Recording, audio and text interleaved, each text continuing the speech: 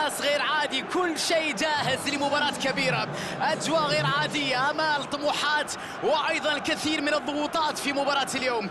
دخلنا مرحلة جد ودخلنا أدوار إقصائية، ويا إلهي على هذه الأجواء، ويا إلهي على هذا الحضور، ويا إلهي على هذا الترقب عند المشجعين. هذا اليوم لن يكون عادي بالتأكيد. هنا في مدينة بورتو البرتغالية، تحديدا في ملعب دراغاو الرهيب بأجوائه الخيالية وبصوره المعتادة. يحاول أن يسدد الكرة من هنا،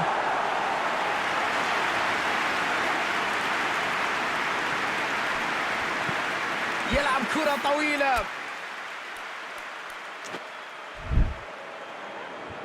يبعد الكرة بعيدا عن المرمى. إيقاف الهجمة في الوقت المناسب قبل أن تكون الأمور أكثر صعوبة.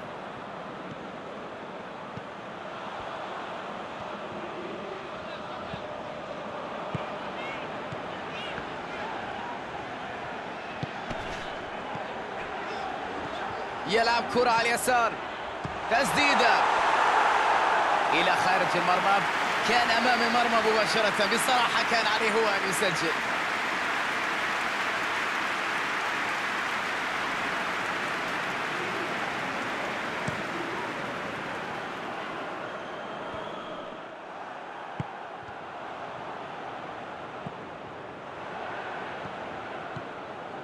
هذه فرصة خطيرة، سننتظر.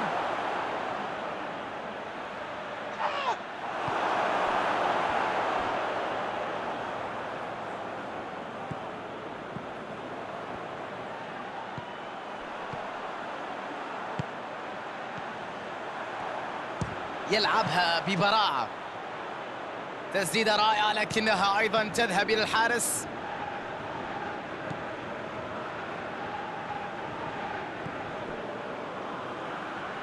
يفضل إعادة الكرة إلى الخلف، والحارس يلعبها بعيدا عن مرماه. يلعب كرة بينية، تمريرة جميلة تخترق الدفاع.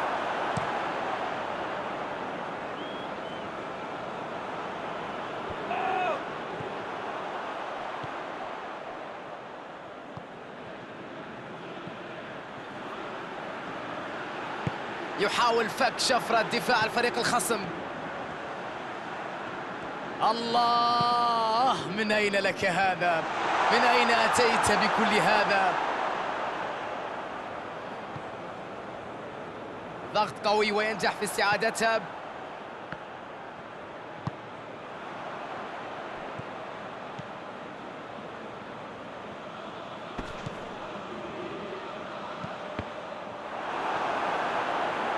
وتخرج الكرة إلى رمية جانبية.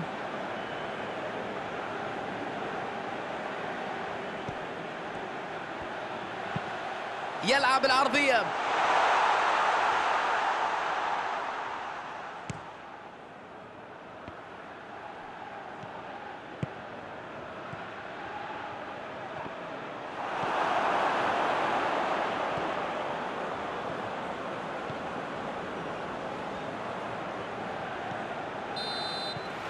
في هذه الوضعية الآن مع انطلاقة صافرة الحكم نهاية الشوط الأول.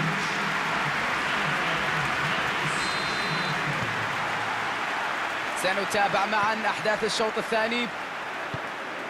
يبدأ الشوط الثاني بنتيجة التعادل، تعادل أبيض بدون أهداف.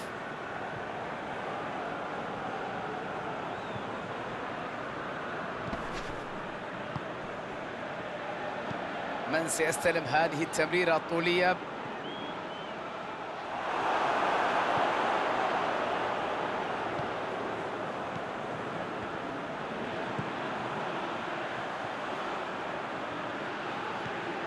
يمر ويلعب كرة بينية، يلعب كرة عرضية إلى القائم البعيد.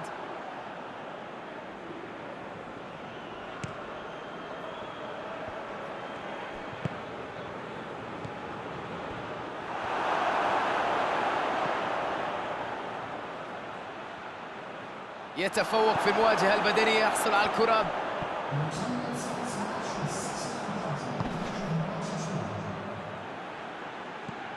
يلعب كرة طويلة، كرة خطيرة نحو الأمام، فكرة ممتازة ولكن التنفيذ لم يكن جيد.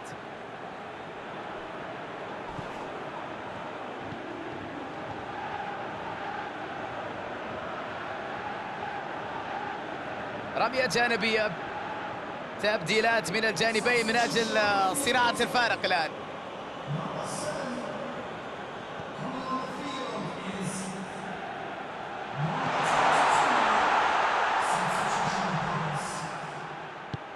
يا عيني على التمريرة، شوف الكرة وروعتها، ويلعب كرة عرضية داخل منطقة الجزاء على الطاير، تذهب الكرة إلى خارج المرمى. سيطرة غير عادية على الكرة، كنترول جميل، استقبال جميل، وبعد ذلك يبحث عن فرصة من أجل التسديد.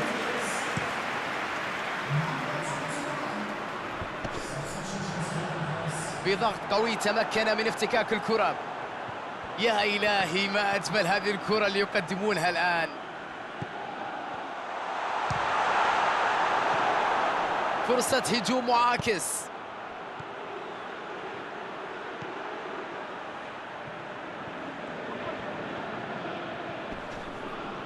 ضغط قوي وينجح في استعادتها، يبحث عن المهاجم،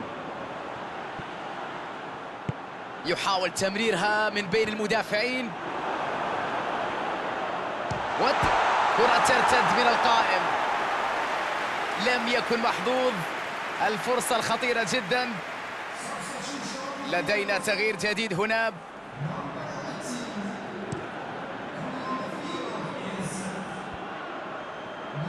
اعتراف في وقت مثالي، أداء دفاعي كبير في مباراة اليوم. لمسة بينية، إمكانية مرتدة الآن، الكرة ملعوبة من مسافة، لعبة جميلة، تسديدة أجمل. يا إلهي، جول!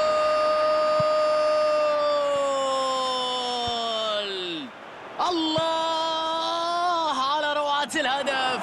وأخيرا تدخل وحكم اللقاء يشير إلى وجود ركلة حرة.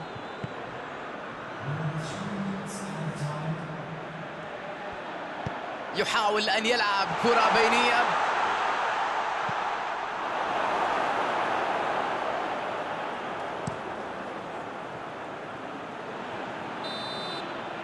بهذه النتيجة يغادرون البطولة.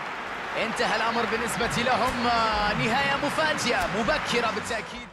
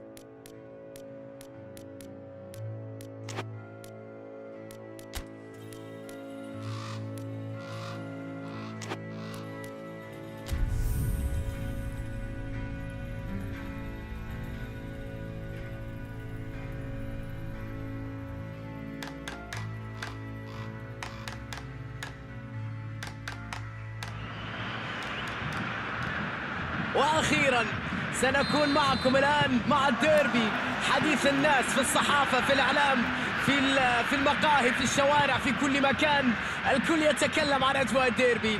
ويا إلهي على الأجواء الكبيرة قبل بداية المباراة، على هذا الحضور الكبير، على الجماهير اللي تهلل من بداية هذا اللقاء وقبل انطلاقته من أجل أداء كبير من الفريقين في هذه المباراة. خسارة الديربي ستكون صعب تقبلها، الفوز في الديربي سيجعل الجماهير تحتفل حتى الصباح. يا إلهي على هذه الأجواء. دراغاو واحد من الملاعب الجميلة بالنسبة لي، أعتبرها من الملاعب الرائعة جدا في كرة والتسديد.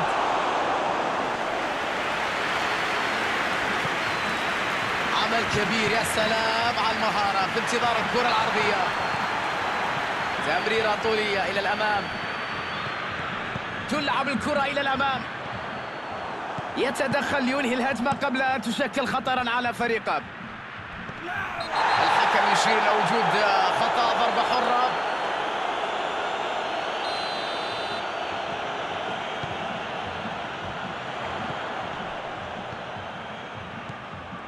يلعب كرة طويلة،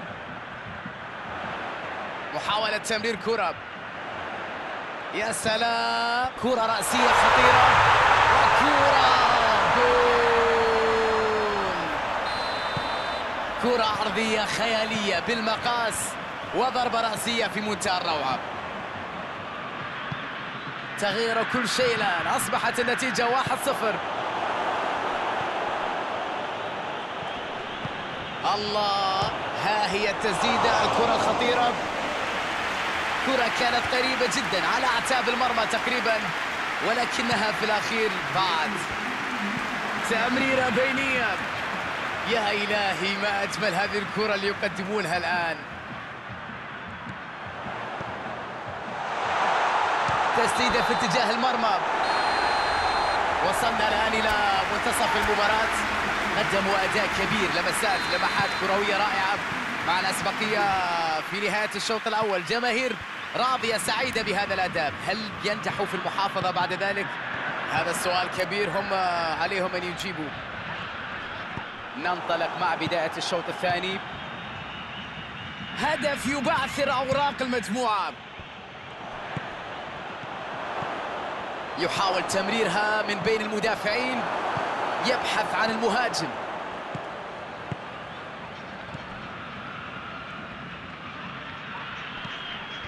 خلص الكرة ونجح في إبعادها. الهدف جاء في نهاية الشوط الأول، النتيجة 1-0. يلعبها إلى منطقة الجزاء، يلعبها طولية وكرة ملعوبة إلى الأمام بسرعة. تمريرة طويلة في اتجاه ممتاز إلى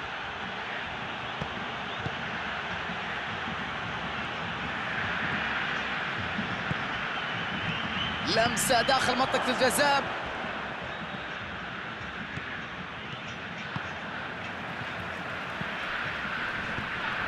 عدت الكرة،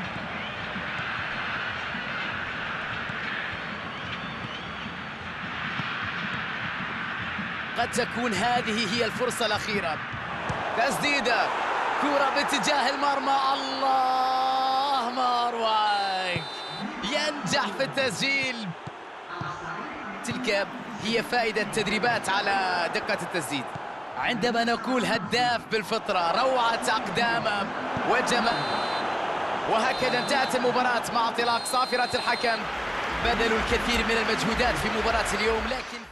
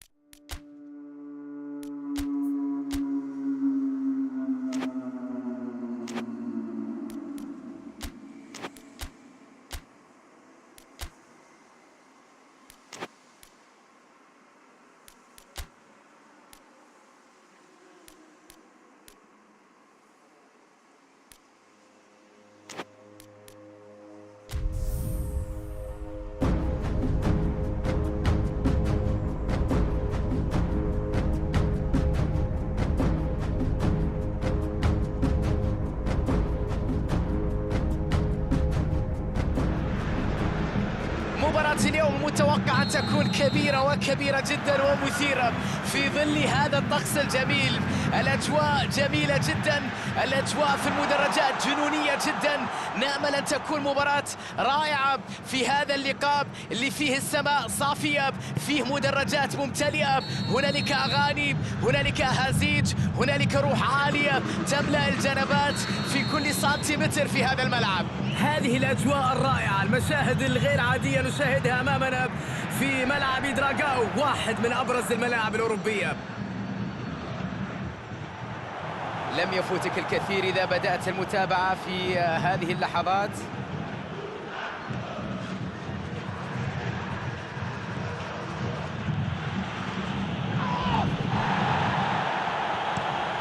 يلعب كرة طولية للمنطقة الأمامية.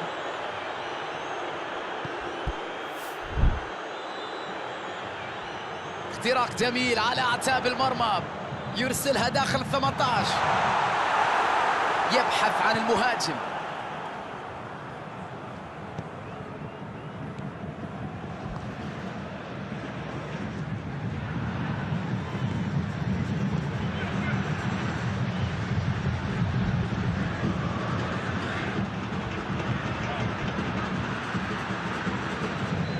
والآن الكرة ملعوبة للأمام، كرة طويلة للأمام، رمية جانبية.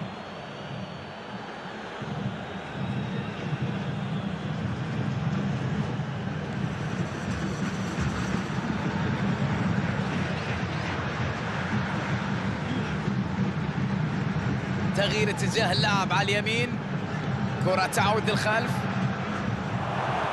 الكرة للأمام، ينطلق إلى الأمام بسرعة، يتعثر ويفقد توازنه. ها هي التسديدة، الكرة الخطيرة، لعبة رائعة داخل المنطقة.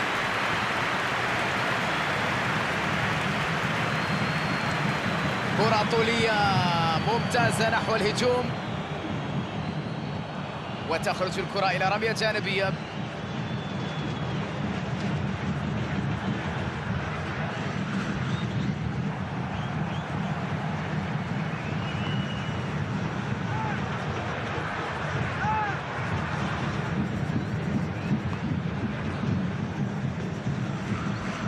يلعب كرة طولية بضغط قوي، تمكن من افتكاك الكرة، يسيطر على الكرة، يعد لعبة جميلة، تسديدة أجمل، تسديدة رائعة لكنها أيضا تذهب إلى الحارس.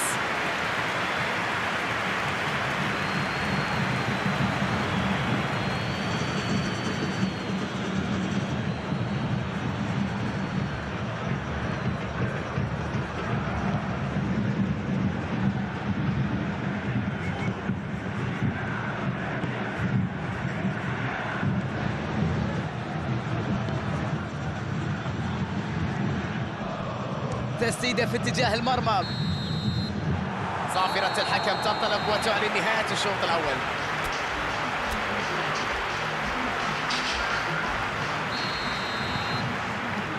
نستعد مشاهدينا الكرام لشوط المباراة الثاني. يبدأ الشوط الثاني بنتيجة التعادل، تعادل أبيض بدون أهداف. تغيير لاعب على الأجناب، لمسة بينية، لديه الفرصة العرضية إلى داخل منطقة الجزاء، يقطع الكرة،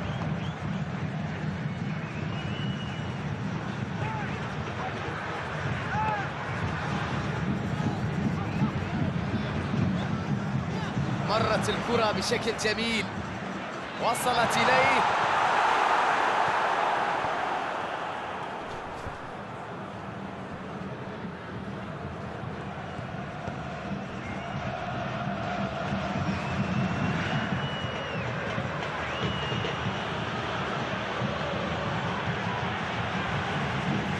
الله، من أين يلعبها ببراعة، حارس يتألق مثل الأسد اللي ينجح في الدفاع عن عرينة. إنقاذ ممتاز من جانب حارس المرمى مع تألق المدافعين. ينقل الكرة للجانب الآخر، من سيستلم هذه التمريرة الطولية؟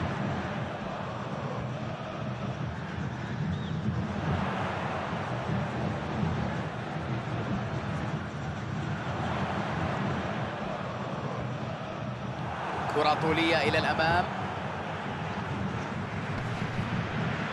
أعتقد أنها بالفعل مخالفة. يتفق معي ربما حكم المباراة يطلق صافرته. نعم،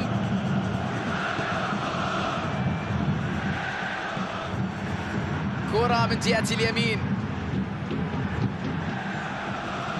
يحاول أن يلعب كرة بينية.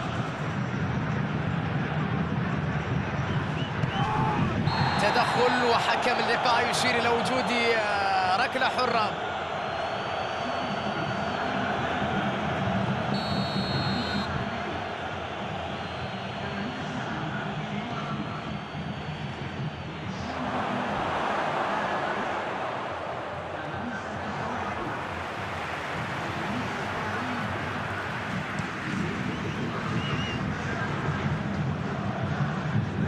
كرة كانت خطيرة جدا لكنه نجح في مواجهتها بشكل جيد. الكرة ملعوبة إلى الأمام،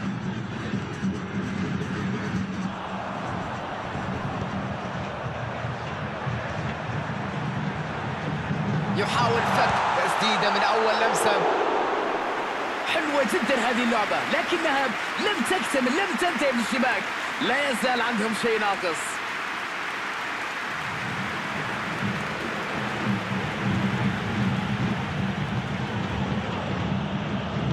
يلعب كرة على اليسار عند المساحة الخالية على الطرف.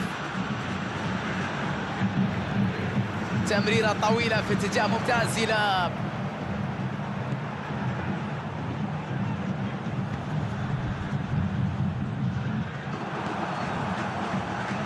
فرصة هجوم معاكس. يلعب كرة بينية في طريق 1 ضد 1، فرصة خطيرة جدا.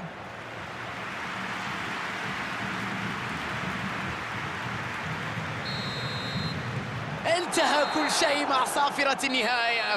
يوم للنسيان، مباراة تألق الدفاع.